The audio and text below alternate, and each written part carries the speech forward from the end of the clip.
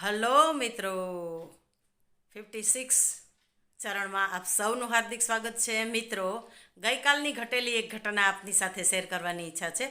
ગઈકાલે આફ્ટરનૂન એટલે કે બપોર પછી મારા પૌત્રને લઈને હું રમાડવા નીકળી ત્યારે ત્યાં એક ઓલા બજાણિયા કહે ને, બંને બાજુ ખીલા ખોડી લાંબુ દોરડું બાંધે અને એની ઉપર એક 10 થી 12 વર્ષની દીકરી એ દોરડા ઉપર ચાલવા માટે પ્રયત્ન કરતી હતી.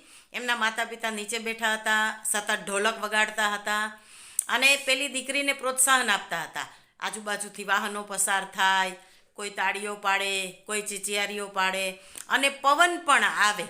એ બધાની વચ્ચે એ પોતાના ચાલવાનું જે દોરડું છે એને ઉપર સંતુલન જાળવવાનો પ્રયત્ન કરતી હતી.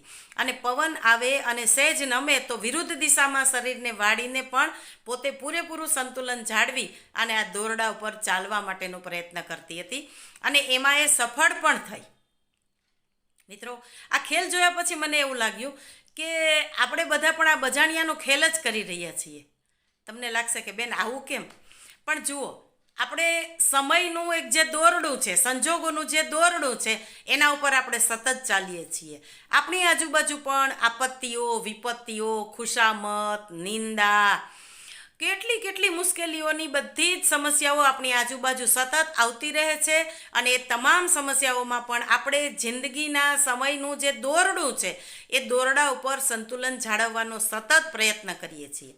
જો પેલી દીકરી સંતુલન ન જાળવે તો ખેલ ખતમ થઈ જાય અને એની જે આવકનું સાધન છે એ સાધન છે એના દ્વારા એ આવક ન મેળવી શકે, એ સફળ ન થાય. એવી રીતે આપણે પણ જો આ સમયના દોરડા ઉપર જો સંતુલન નહીં જાળવી શકીએ તો આપણે જિંદગીમાં ટકી શકીએ નહીં. મિત્રો, જીવનની અંદર જ્યારે આપત્તિ અને વિપત્તિઓના દ્વંદ આવે ત્યારે સંતુલન જાળવવું એ ખૂબ જરૂરી છે અને એ જે સમજુ માણસ હોય ને એ જાળવી શકે છે. મિત્રો, જો આ સંતુલન ન જાળવીએ તો શું થાય તો કે તો જીવન નિરર્થક બની જાય. આવું મને કાલે એ ખેલ જોયા પછી મને વિચાર આવ્યો અને મને એ પણ વિચાર આવ્યો કે આમ જોવા જઈએ તો આપણું બાહ્ય જીવન અને આંતરજીવન એની વચ્ચે પણ આપણે સંતુલન જાળવવું પડે. જો આપણે એ સંતુલન ન જાળવી શકીએ તો પણ ખેલ ખતમ થઈ જાય. મિત્રો, જો આપણે સતત ને સતત સ્વાર્થ અને સંસારમાં જ રચ્યા પચ્યા રહીએ તો શું થાય? આપણો પરમાર્થ છૂટી જાય, આપણો જે માનવ દેહનો ફેરો છે એ ફોગટ જાય અને આપણે માત્ર ને માત્ર સંસાર અને સ્વાર્થ માટે ધક્કો નથી ખાતો, બરાબર ને? અને જો આપણે પરમાર્થમાં ઓતપ્રોત થઈ જઈએ તો બેડો પાર તો થઈ જાય પણ આપણો સંસાર છે એ રસહીન બની જાય. અને એટલે જ આ બંને વચ્ચે બેલેન્સ રાખતા શું આપણે બધા બજાણિયાનો ખેલ નથી કરી રહ્યા? મિત્રો, તો આપણી જિંદગી પણ એક બજાણિયાનો ખેલ છે. સમય નામના દોરડા ઉપર આપણે સતત સંતુલન રાખી અને ચાલવું પડે છે.